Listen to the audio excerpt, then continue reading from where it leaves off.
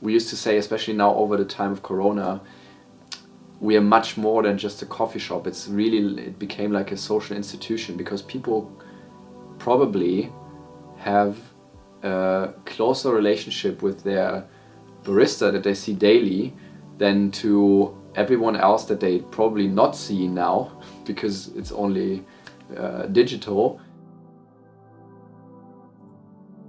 Until where do you start usually when you introduce yourself? I work as a barista and a roaster, coffee roaster. I am turning 30 soon, very soon. Nice. It's been a journey, and I grew up in Germany, German through and through, although I'm speaking English right now. Lived in the UK for some time.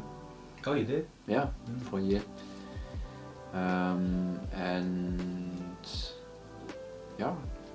Studied here in Frankfurt.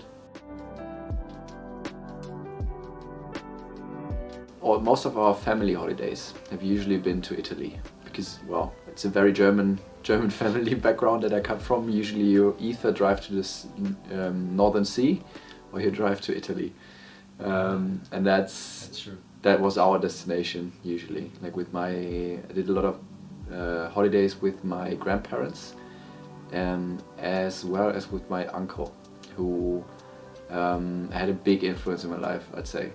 And we used to challenge each other in finding new coffees, and at that time still like dark Italian roasts, and at that time we both only had like little mocha pots and bialettis to put on the stove, and we challenged each other with like finding new beans usually.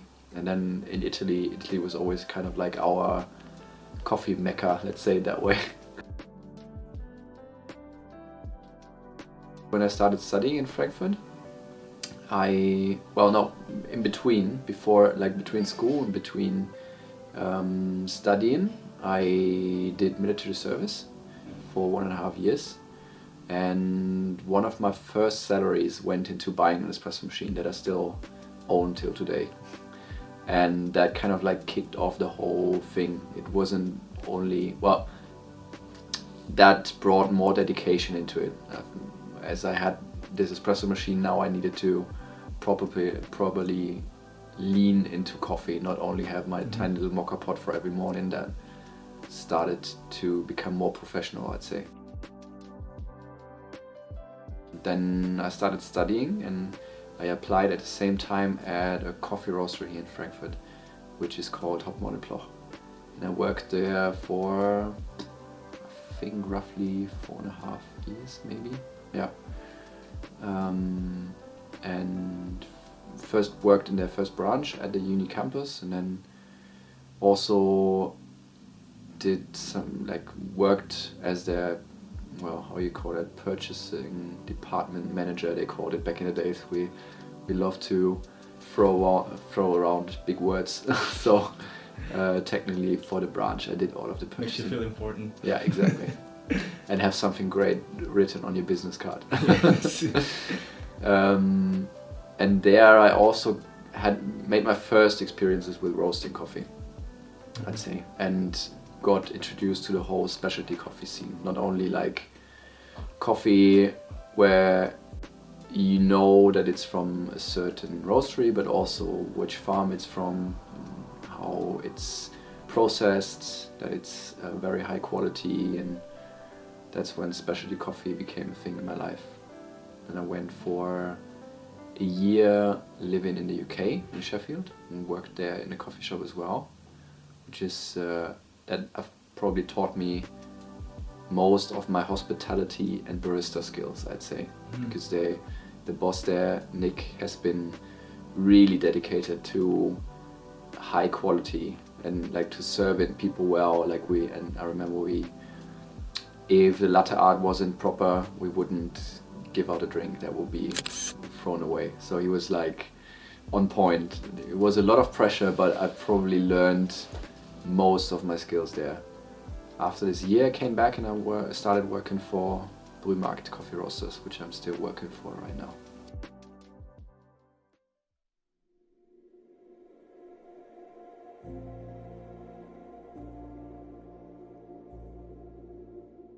when I came back from the UK, I wasn't entirely sure if I'm going to continue with coffee or how much more dedication I put into it, because I had like a break semester when I was or 2 break semesters actually when I was in the UK.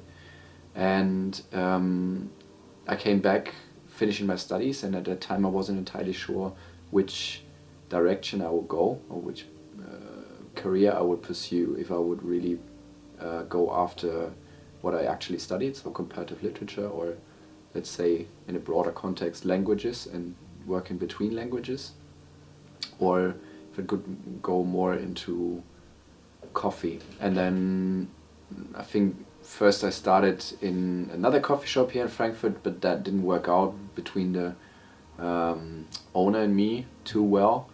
We're friends by now, but back in the days.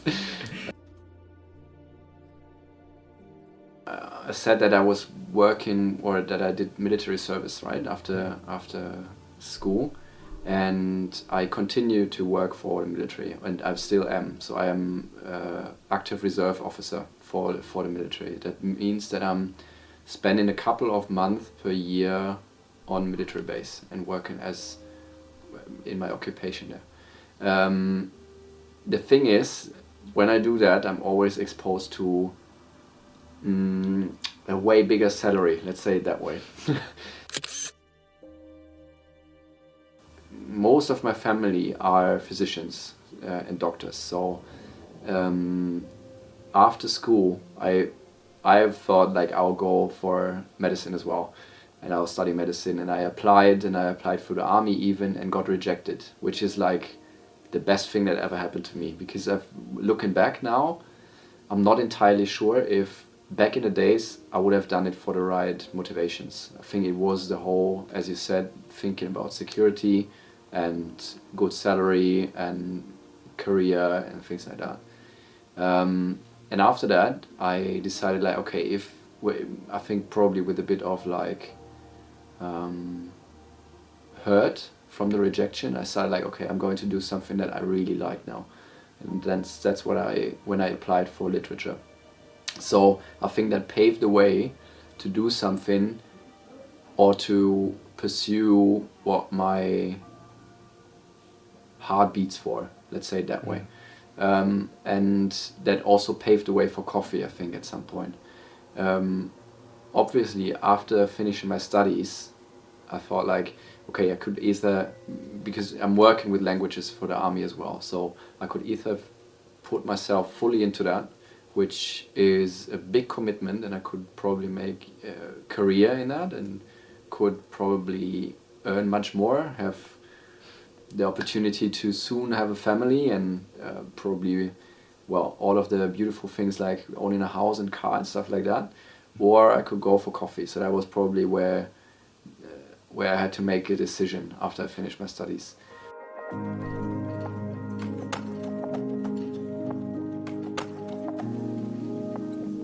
I got to a point where I rather chose the insecure way, but something that I really like, instead of having a secure way and being a bit bored probably. Yeah, of course there have been a lot of, and even now, right, there's the people that are the same age as me, they have probably made huge careers. They are earning 3 or 4 times what I'm earning probably, and have family and can do huge holidays or whatever, but that often makes me question if I made the right choices. But on the other hand, I see them struggling during their weeks. Sometimes like on Fridays I'm happy, or telling me that they're happy that the week is over, and I'm actually, well, I did what I loved during the whole week. So it's a different kind of life, so, and it requires some kind of sacrifice, I'd say.